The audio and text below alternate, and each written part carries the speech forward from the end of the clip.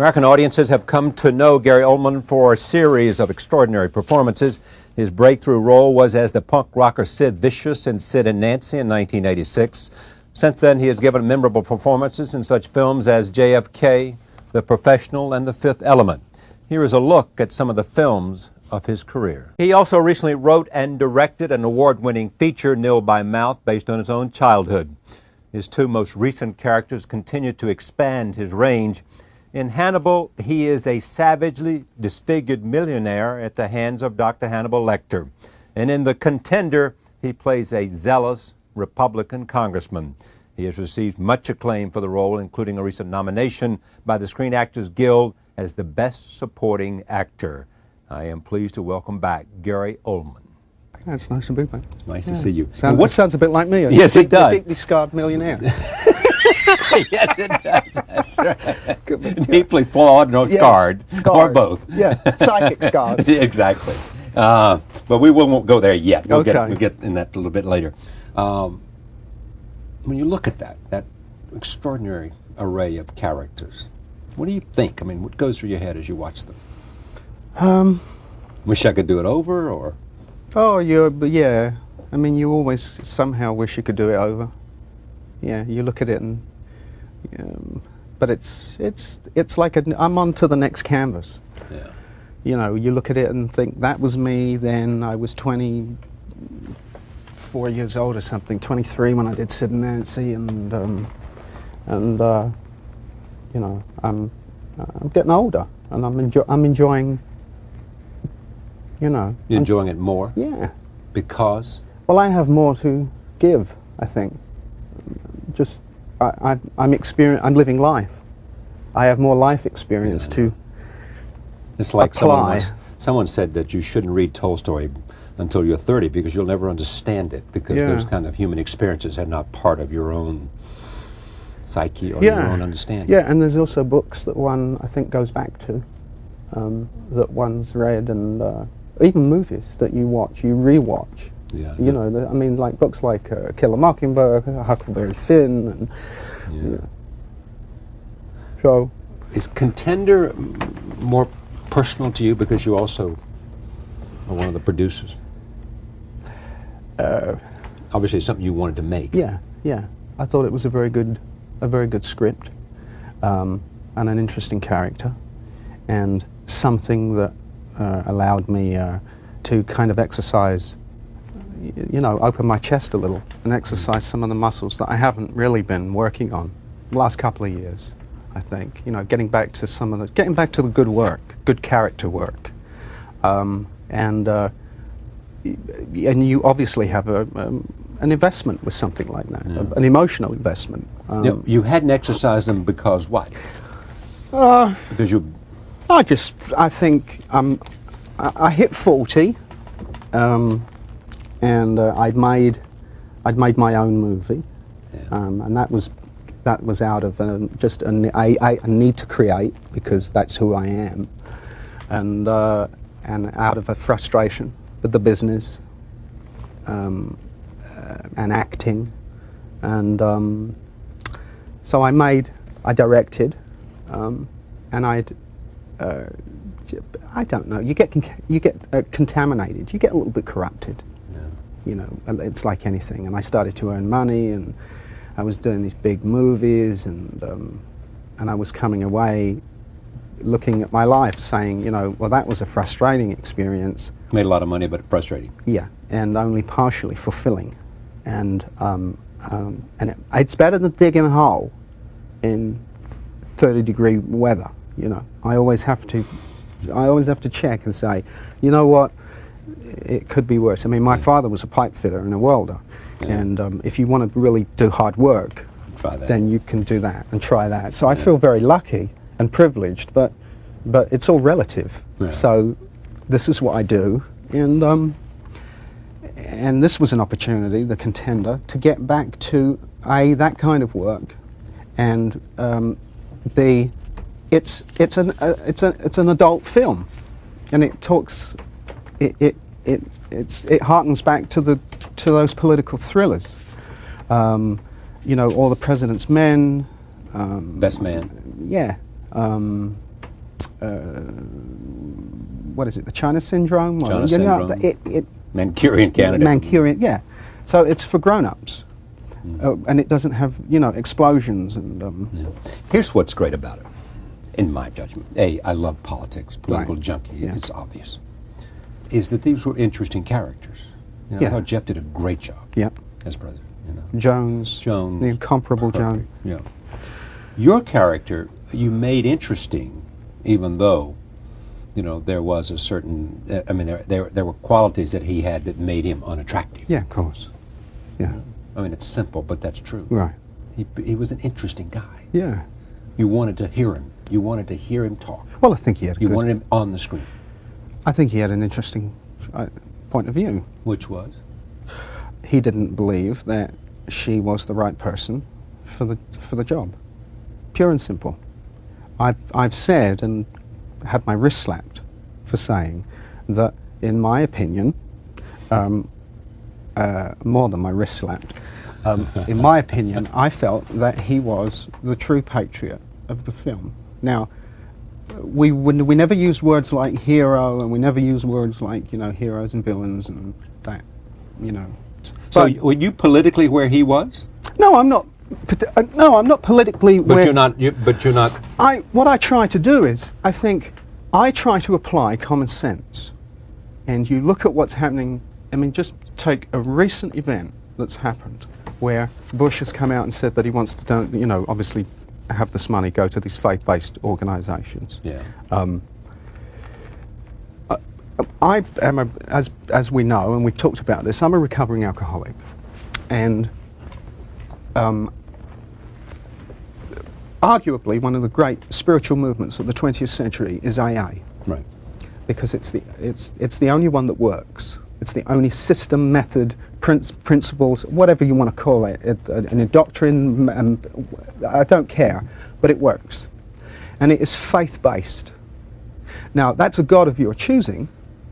It doesn't have to be, you know, it could be anything. It could be Buddha, you could worship a cup, but you have to place something higher than you, that there is a higher power. And I think Bush realizes, this is not me talking as a conservative, but just someone looking at it with common sense. That was a great thing about Traffic, that the argument of that film at the end of the day was, how do you wage a war against your family? That's really where it starts. That film says, this is put the responsibility back into the home. And everybody's going to have faith. So I think, when I see that, I think it's a great idea. That's where are we going as a culture? And you've got the left-wing media attacking him, and I mean, it seems to me that the most offensive word to them at the moment is Jesus, and the most popular word is abortion.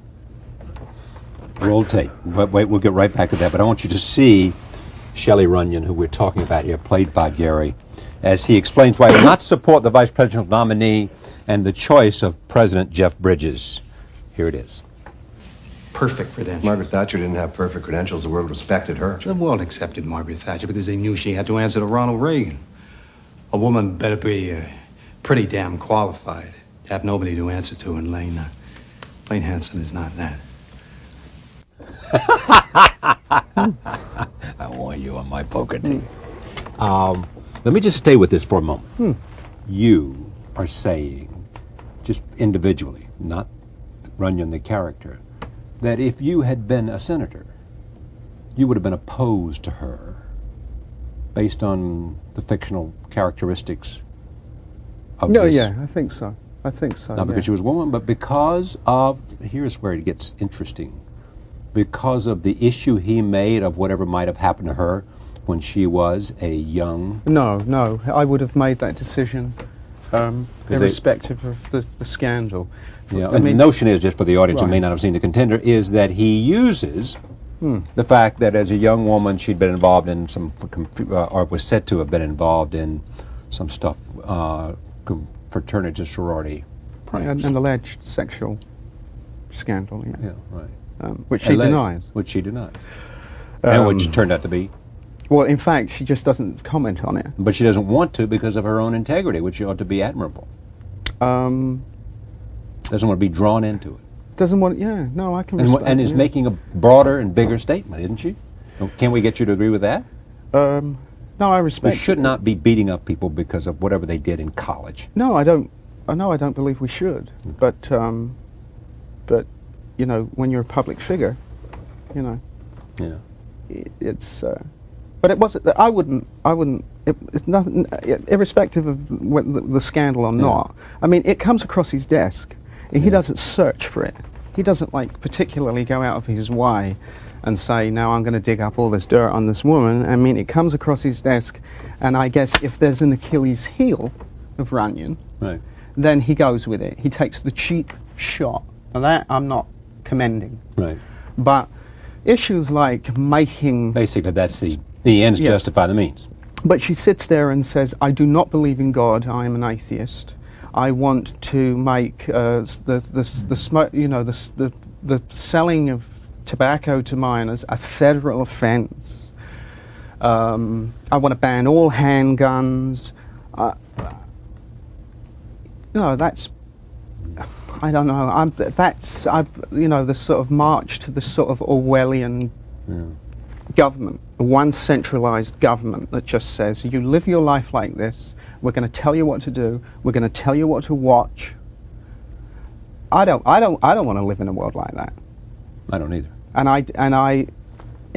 there's I'm not sure that's the world they're suggesting, but that's not the world I want to live in either. But when she puts that forward as an argument to the Senate, to the hearing. Now, let's take the character played by Joan. Now, Yeah. You think Right. that the character Okay. that we saw in this movie, my impression is that she doesn't want to run our lives. She doesn't want to be Orwellian. She doesn't want to be Big Brother. She doesn't want to do any of those kinds of things. I mean, she comes across to me as, whether she may be on the left of the political spectrum, yes. However that's defined. But I mean, I didn't find her to be, some statist who believed in control over citizenry. You did. Well, she's going up for a big position. Here's what makes the movie interesting. Yeah, this is a big position, big stakes, and wonderfully interesting protagonist, Right. and a kind of interesting character who does some fun things. The president. But Go ahead. But we can sit here and see a movie like this. This is why we wanted to get involved with it in the first place. Exactly. That's what I'm a movie coming like to. this, you sit and watch it, and it doesn't wash over you, and you kind of sit there. It makes you've got to watch it. You've got to listen. You've got to think, and you come out and you say, "Well, I thought she was right," and they have someone else to say, "Well, no, but if you really listen to the other side, he might have been right." And that's what I think that's what movies should. Yes, we want entertainment and So it's not Air Force One. No, Air Force One is a thriller. Right. And It wants to take you to the edge of the seat, and for the 2.5 hours you spend with it, high drama. Yeah. You walk out of the movie and you say, "Where are we going for dinner?" Yeah. And you go, I enjoyed that. Yeah, right. That was fun. It was fun. Right. Okay. Played by people I like. Gets me to beyond the process and the craft. I want to do the craft of acting in this one case. So how'd you approach him? What did you want me to know, feel, think about this character that you have played so well, you're probably going to get on a supporting actor nomination Well, and already have not in after one what I case. just said, but Well, that's true.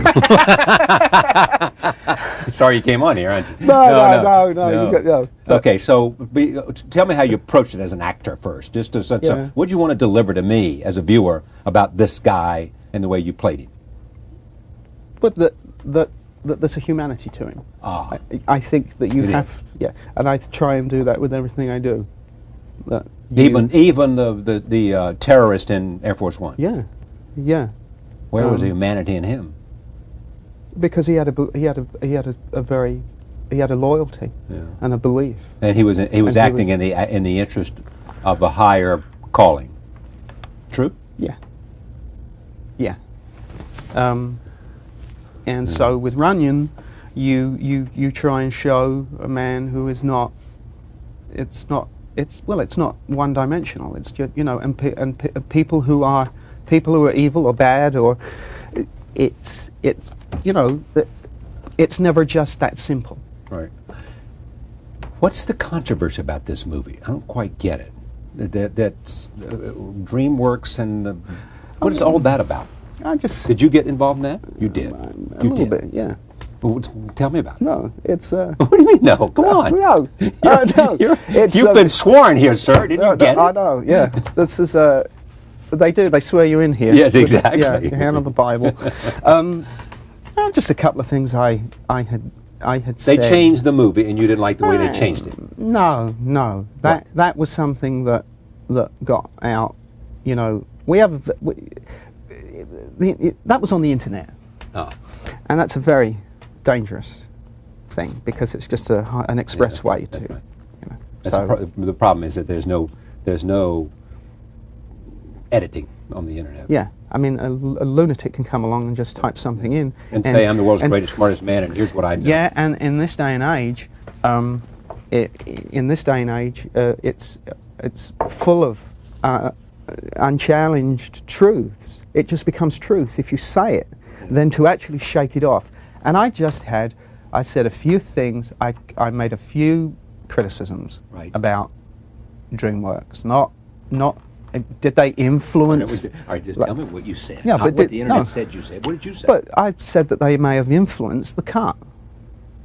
And of the- they of- slanted it a certain way to glorify what? To advance the interest of what? To Well, I don't promote think it's, what? Well, I don't think it's any accident that this movie came out when it did. You know, in an election year. Yeah. You know. So it was, in a sense, in your judgment, or at least might have been. a bit of, a bit of propaganda for the Democrats, and For they've, I mean, they themselves have publicly come out. I mean, Geffen, Katzenberg, and Spielberg. DreamWorks.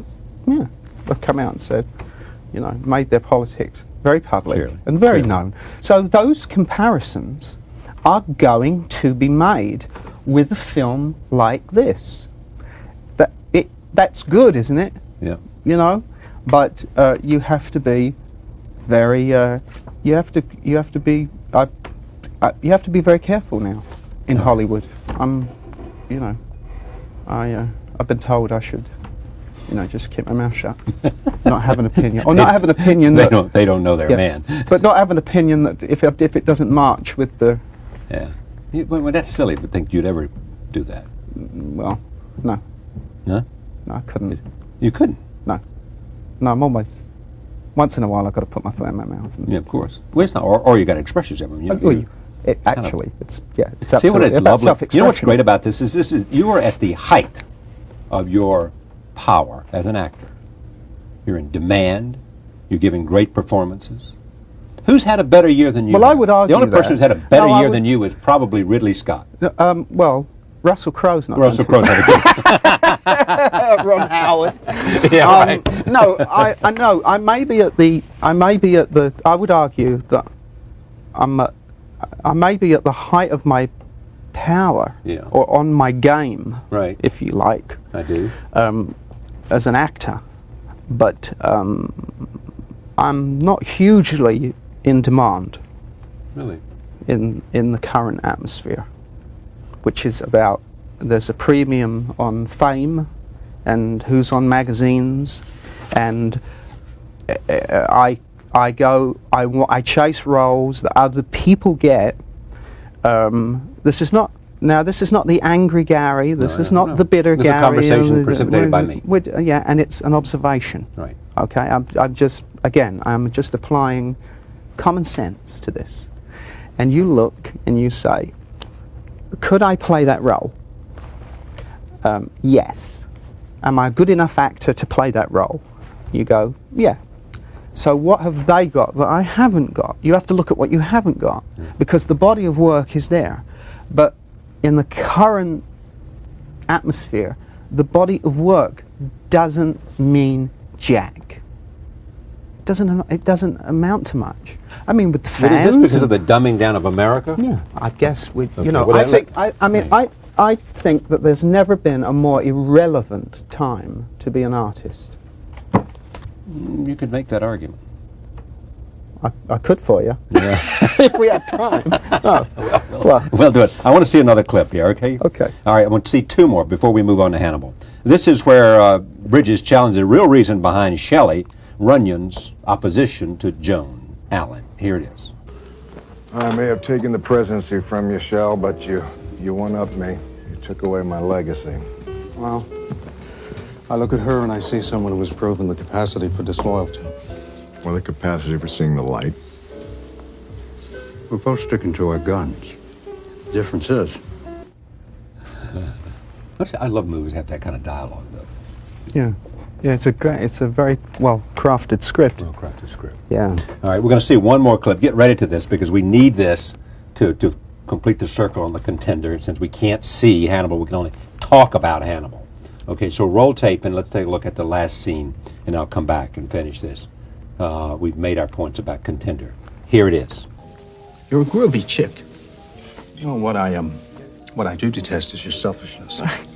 I have served this nation without regard for personal income for over 10 years, Mr. Runyon. Selfish I don't because you believe... want to take on a job that positions you to assume a mantle of gigantic responsibility, and you do it full well with the knowledge. All right, Shelley. But that's his argument. That's his argument. That's a legitimate argument. It is. You don't have what it takes to be greatness, and I think this office ought to have the potential for greatness. You can make that argument. Yeah. And others can say, isn't it terrible our politics have gotten to the point where it is not about a measurement of greatness, it is about whether there was some sexual thing that happened some time ago that said nothing about the greatness. If you call that greatness, you know, he just nominated Kennedy, Right. who we know about sexual stuff. Yeah. And Lincoln, who might have been,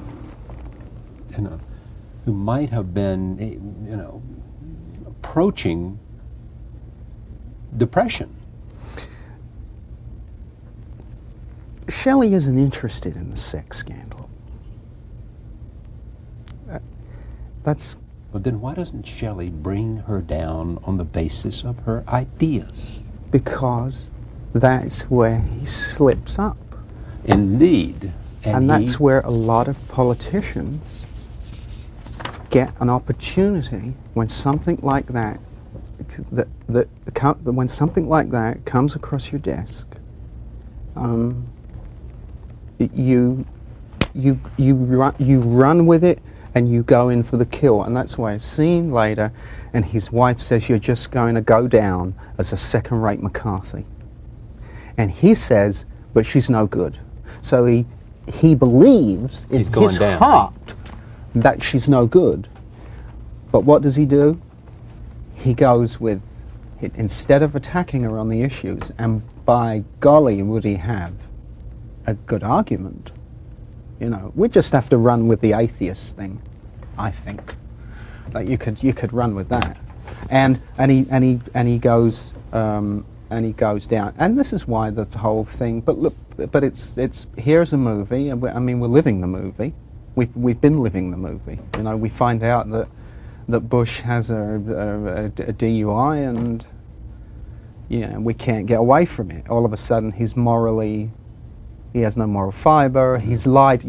He's lied to his daughters. I mean, they'll go with or failed to disclose. But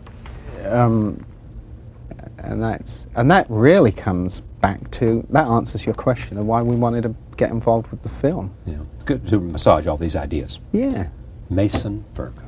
Yes. Who is he? Who is this character you play? And why did you want to play him? And was this one of those roles that you had to pursue?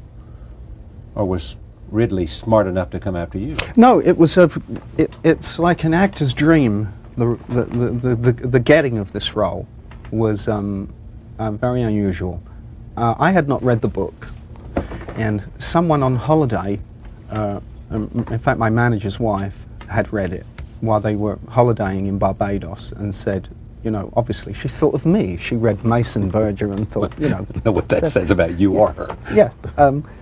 There's a great role in this for Gary. Anyway, just as an idea, one day we were at the office and they said, is Ridley casting that role? Has it been cast? We made an inquiry to the office, and they said, no, we haven't cast that yet. I'll tell him you're interested. Given, you know, he got my phone number. The phone rings at home. I pick it up. He goes, "Hello, Gary, it's Ridley." I went, "Hello." Wow. You know, he said, Mason Verger, da-da-da-da-da, so da-da-da. We talked for about 10 minutes, and he said, "You're interested?" I said, "Yeah." He said, "All right, then I'll have my people do the deal with your..."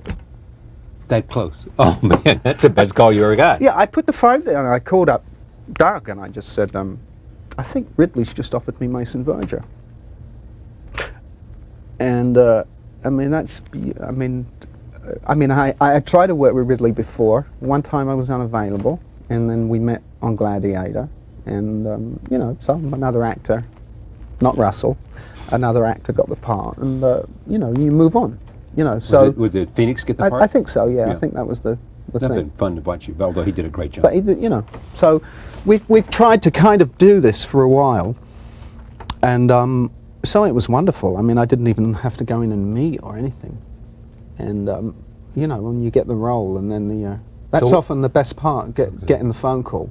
Then you know, you get the phone call and you go, "Wow, I'm playing Hamlet." You know, and you put the phone down and you go, "Oh my God, I'm playing Hamlet." You know, or whatever. You know. Now, here's a role in which you're going to be in a grotesque, maybe, makeup. Yeah.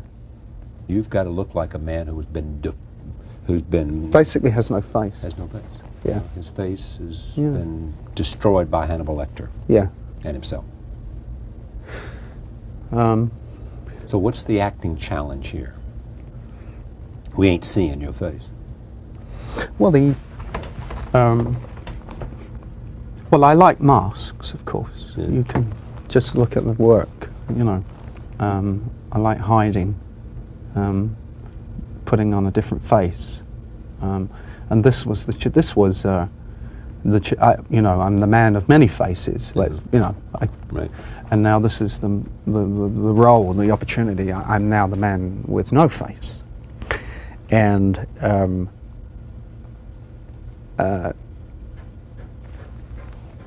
giving him a humanity, making him human and watchable and even likable at some time, you know, at points, is... There was something likable about him? What? well... I see what it is likable about Runyon. Yeah, but but Hannibal's the most anticipated sequel in... Oh, that's because of Hannibal. Yeah, but... Lecter was not because of Mason Verger. No, but you could... But Hannibal eats people. I know that. He's a cannibal. But we kind of like him, you know? Now I got to make... It's because, you know why? Because Tom Harris has given him all these other qualities. Right. He's smart, he's Okay. Well, he's cultured, he's... Well, I'm a match. Huh? I'm a match for Hannibal in this film. In what way? Because you're equally smart. I'm smart. But you're a pedophile. Well, nobody's perfect, Charlie. That's played down.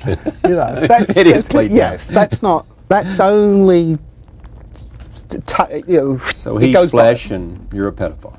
Yeah, and I'm out for revenge. So therefore you've got a great story. Yes, you got because- two detestable people with one has redeeming qualities, perhaps, although I don't want to overdo that, and the other, there's he's been destroyed, so you have some sense of, let's see if he's going to do something bad, this is not a bad person to do something bad too.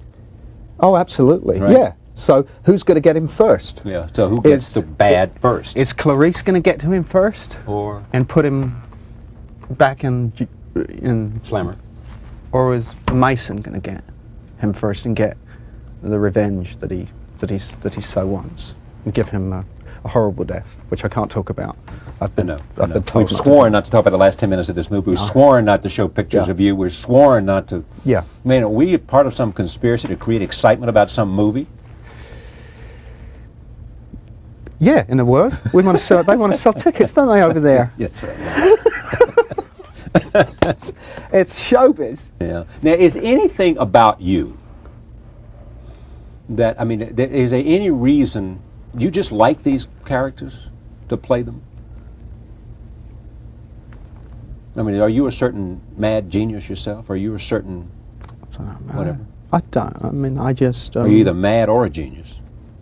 Oh, I've been called both. I love.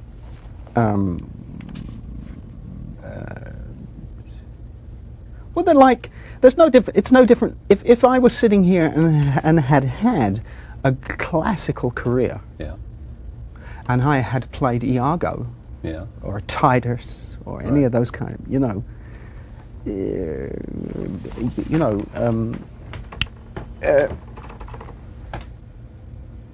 the mad people out for revenge. I mean, but the bad guys are. I'm sure you've had many actors sit in this chair and say that bad guys are interesting. are kind of more interesting sure. to play, and Most that actors say that. what the thing is, I don't wear a mask as Mason. I don't have a mask that he wears, and No. he certainly has the facility No, it's and true. the money to do that as the character. And we are the only two people really in the film. It's Tony and myself who we're so upfront with who we are, and that's what I think makes it. It's Tony is Hannibal is the pelt that's bristling underneath the handmade shirts and the cashmere suits. It's the other part of us that we push away because we're civilized and we're cultured. And there's that dark part of us that we don't want to know about. He has no problem with it. He's cultured, he's well-read, he speaks languages, he's intelligent, he's a surgeon, he's a psychiatrist, and he eats people. And he eats people. And he eats people, So we're sitting there thinking, yeah, he's all these things, but God, when's he going to get the knife out? What are you doing next? Yeah, next? Yeah. Have you got another most 10-minute call saying, let's do it? No, I've written, I spent the last couple of years writing a screenplay, Yeah. and I am trying to get the money for that, Yeah. which has been a little difficult, but I'm busy doing that, and I'm looking, for something. You're open. I'm open. Available. Open for, For a good role. For a good role. Yeah. Great to see you. Thank Yeah, you for pleasure. coming. My pleasure. as Thanks a lot. always. Gary Oldman, starring in Hannibal, which will be released soon, February 9th specifically. It's an extraordinary performance by him. And we'll be right back. Stay with us.